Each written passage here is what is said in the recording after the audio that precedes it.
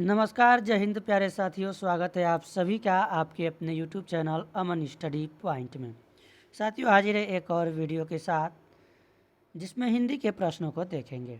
और ये video UP TET, C TET, super TET, BPSC, DSSS या फिर KBS, इन सभी परीक्षाओं की तैयारी कर रहे बच्चे इस वीडियो को देख सकते हैं अपने ज़रूरत के हिसाब से। तो चलिए शुरू करते हैं वीडियो को, और वीडियो में पूरे अंत तक बने रहिएगा। तो साथियों, पहला प्रश्न है आप सभी के स्क्रीन पर, गाय कौन सी संज्ञा है? ऑप्शन है व्यक्तिवाचक, जातिवाचक, भाववाचक या फिर द्रव्यवाचक। सही जवाब साथियों इसका जाएगा जातिवाचक संज्ञा के साथ, यानी ऑप्शन नंबर बी इसका सही जवाब होगा। जातिवाचक संज्ञा में किसी भी व्यक्ति या वस्तु की पूरी जाति का बोध होता है। जैसे कह सकते हैं लड़का, तो लड़का में राम, मोहन, श्याम, बहुत सारे लड़के हो सकते हैं। घोड़ा कहिए, घोड़ा में भी अलग अलग नाम के घोड़े, अलग अलग नाम हम रख सकते हैं। घोड़ा जो है एक पूरी घोड़े की जाति का वर्णन यहाँ पर कर रहा है। फिर या फिर हम मोर को कह दें तो मोर एक पूरी उसकी एक जाति हो गई। या फिर शिक्षक कह दें तो शिक्षक में भी शिक्षक एक पूरे शिक्षक जाति का यहाँ पर वो हो गया, यानी शिक्षकगण जो है तो उसमें अलग अलग नाम के शिक्षक होंगे। मंत्री कह सकते हैं तो मंत्री में भी अलग अलग मंत्री होते हैं, अलग अलग नाम के होते हैं। तो ये पूरी कहीं ना कहीं पूरी जाति का जो है बोध कराता है। अगला प्रश्न है साथियों, निम्नलिखित में से कौन सा भाववाचक संज्ञा है? यहाँ पर भाववाचक संज्ञा बताना है, भारत, लड़का, मित्रता या फिर पेड़। तो अभी हमने देखा कि जो लड़का है यह पूरे जाति का बोध कराएगा, यानी जातिवाचक संज्ञा है। भारत एक जो है देश का नाम है, तो यह जो एक व्यक्तिवाचक संज्ञा हो जाएगा। यहाँ पर भाववाचक मित्रता हो जाएगा, यानी ऑप्शन नंबर सी जो है इस प्रश्न का सही जवाब हो जाएगा। पेड़ जो है ये भी एक जाति के अंतर्गत आ जाएगा, यानी जातिबोधक हो जाएगा। तो सी के साथ आंसर लगाएंगे। अगला प्रश्न है, सर्वनाम के कुल कितने भेद होते हैं? सर्वनाम के कुल 6 भेद होते हैं। ऑप्शन नंबर बी जो है इसका सही जवाब होगा साथियों। अब इसमें कौन कौन होते हैं सर्वनाम 6, उसके भी नाम हम लोग यहाँ पर देख लेते हैं। तो यहाँ पर हम लोग बी के साथ आंसर लगाएंगे। इसमें जो है पुरुषवाचक सर्वनाम होता है, पुरुषवाचक, एक ये आपका हो गया। अगला आपका होता है निश्चयवाचक सर्वनाम, निश्चयवाचक। और अगला आपका होता है निजवाचक, जो निजता को प्रकट करता है, निजवाचक सर्वनाम। अगला यहाँ पर हम लोग देख लेते हैं संबंधवाचक, संबंधवाचक और निश्चयवाचक। और एक आपका होता है इसी में अनिश्चयवाचक, निश्चयवाचक यहाँ पर वाचक हो जाएगा। और एक होता है अनिश्चयवाचक, अनिश्चयवाचक।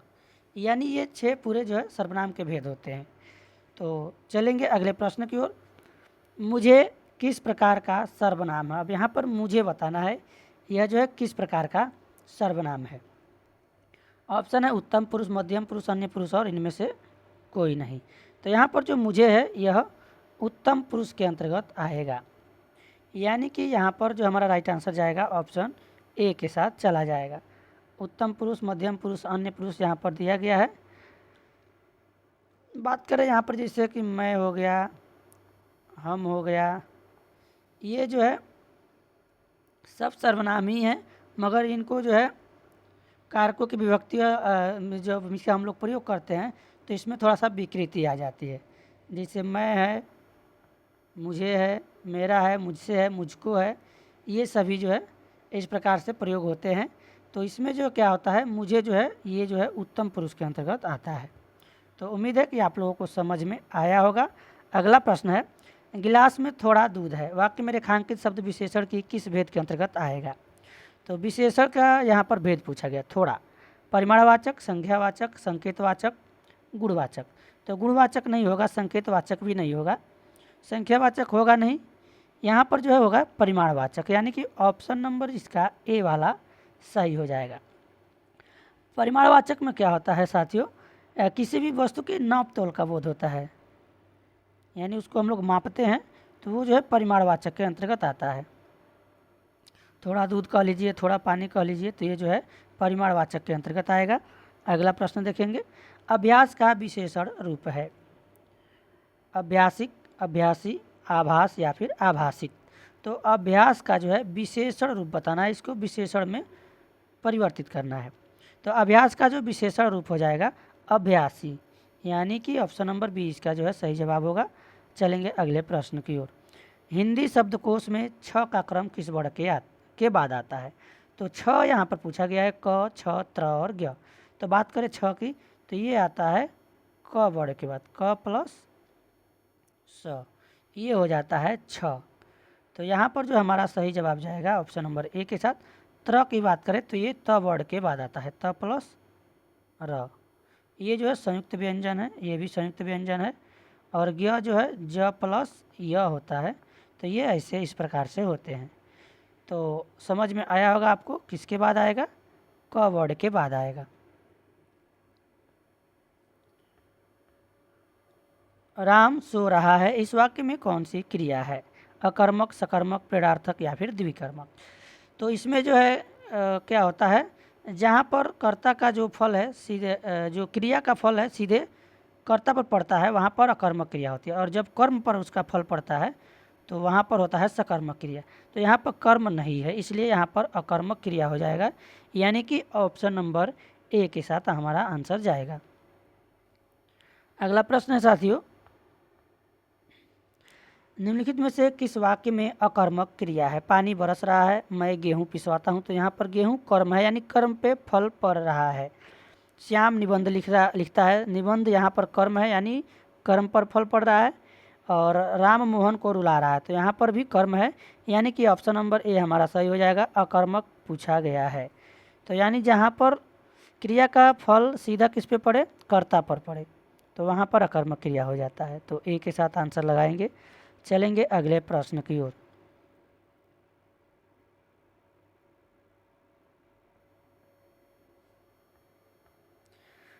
जड़ का विलोम है, तो जड़ का विलोम यहाँ पर पूछा गया है जल, मूर्ख, विद्वान या फिर चेतन। तो आंसर हो जाएगा ऑप्शन नंबर डी, चेतन हो जाएगा। जल का थल हो जाएगा, जल का विलोम क्या होगा? थल होगा। मूर्ख का तो पंडित हो जाएगा। चलेंगे अगले प्रश्न की ओर। अवनी का विलोम शब्द है, तो अवनी का विलोम शब्द यहाँ पर पूछा गया है। अवनी का विलोम हो जाएगा अंबर, यानी कि ऑप्शन नंबर सी के साथ आंसर लगाएंगे। चलेंगे अगले प्रश्न की ओर। निम्नलिखित शब्दों में से कौन सा शब्द पुल्लिंग है? संकल्प, लज्जा, घटना या फिर प्रार्थना। तो यहाँ पर जो है पुल्लिंग शब्द पूछा गया है, ऑप्शन ए के साथ लगाएंगे। संकल्प यहाँ पर पुल्लिंग है, बाकी के शब्द जो है लज्जा, प्रार्थना, घटना ये सभी स्त्रीलिंग है। ये जो है स्त्रीलिंग में प्रयोग होते हैं। तो चलेंगे अगले प्रश्न की ओर। निम्न में पुल्लिंग शब्द कौन सा है? यहाँ पर भी पुल्लिंग शब्द पूछा गया है, दया, प्रार्थना, वायु और नेत्र। तो नेत्र जो है ये पुल्लिंग हो जाएगा, आंसर हमारा सही होगा डी। और बाकी यहाँ पर प्रार्थना, दया, वायु ये सभी स्त्रीलिंग शब्द है। अगला प्रश्न है साथियों, निम्नलिखित में से कौन सा शब्द दोनों वचनों में समान रहता है? यानी एक वचन में या फिर बहुवचन में, दोनों में समान रहता है, परिवर्तित नहीं होता है। तो यहाँ पर जो सरसों शब्द है दोनों वचनों में, एक वचन या फिर बहुवचन दोनों में समान रहता है। कथा का कथाएं हो जाएगा, लता का लताएं, कुटी का कुटिया हो जाएगा। तो इस प्रकार से बी के साथ आंसर जाएगा।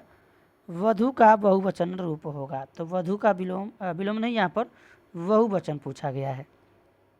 तो इसका जो है वधु का बहुवचन वधुएं, इसमें जो है दो वधुएं दिया गया है, एक बड़ा ऊ का मात्रा है, ये नहीं होगा, छोटा ऊ का मात्रा हो जाएगा वधुएं, यानी सी के साथ आंसर जाएगा।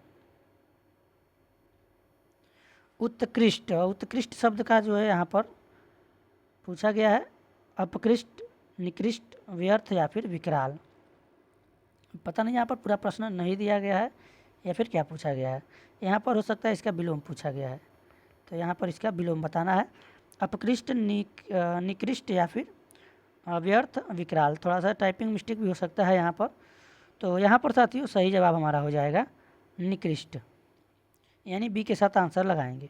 और साथियों ये ब्लैक स्क्रीन आप लोग देख रहे हैं, ब्लैक इसलिए रखा गया है ताकि जो है आँखों पर ज़्यादा लाइट ना पड़े।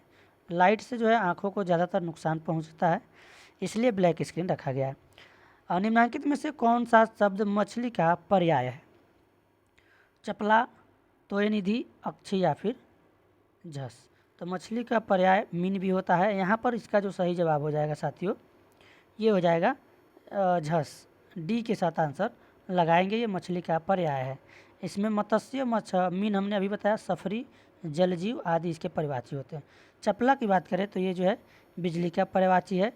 तोयनिधि की बात करें तो ये जो है समुद्र की पर्यायवाची है। किसकी पर्यायवाची है? समुद्र की पर्यायवाची है। और अक्षी, ये तो आप लोग जानते होंगे, आँख का पर्यायवाची है। किसका? आँख। चक्षु, नेत्र, नयन। अगला प्रश्न देखेंगे, कुंदन का पर्यायवाची होगा हेम, दुश्मन, मतंग या फिर स्वजन। तो इसका साथियों सही जवाब हो जाएगा हेम। पर्यायवाची पूछा गया है, कुंदन का पर्यायवाची हेम होगा। और भी इसके पर्यायवाची होते हैं, जैसे सोना हो गया, स्वर्ण हो गया, कंचन हो गया, कनक। कनक कनकते सौगुनी आपने पढ़ा होगा। एक कनक का अर्थ होता है धतूरा और एक का सोना होता है। तो इस प्रकार इसके ये अन्य पर्यायवाची शब्द हैं। दुश्मन तो आप लोग जानते ही होंगे, पर्यायवाची इनके शत्रु, बैरी और भी हैं इनके। रिपु भी होता है और विपक्षी भी कह सकते हैं, विपक्षी तो हमारे शत्रु होते हैं। स्वजन तो जानते हैं ना, स्नेही, स्नेही हो जाएगा, साथी हो जाएगा, दोस्त भी कह सकते हैं, मित्र कह सकते हैं। और मतंग को आप लोग नहीं जानते हैं तो एक बार इसको भी देख लीजिए। हाथी को, हाथी का ही पर्यायवाची है मतंग। यहाँ पर थोड़ा सा हाथी है और इसको मदकल, मदकल भी है इसका पर्यायवाची, इसको मदकल भी कहते हैं। चलिए देखते हैं अगले प्रश्न को। वह आई हो तो मेरी चिट्ठी उसे दे देना, कौन सा काल है? आई हो तो उसे मेरी चिट्ठी दे देना, संदिग्ध वर्तमान काल, संभाव्य वर्तमान काल, तात्कालिक वर्तमान काल या फिर सामान्य वर्तमान काल। तो यहाँ पर देखिए, वह आई हो तो मेरी चिट्ठी उसे दे देना। यहाँ पर जो साथियों स्पष्ट हो रहा है, ये संभाव्य यानी संभावना व्यक्त की जा रही है कि अगर आई होगी तो संभाव्य वर्तमान काल हो जाएगा। चलेंगे अगले प्रश्न की ओर।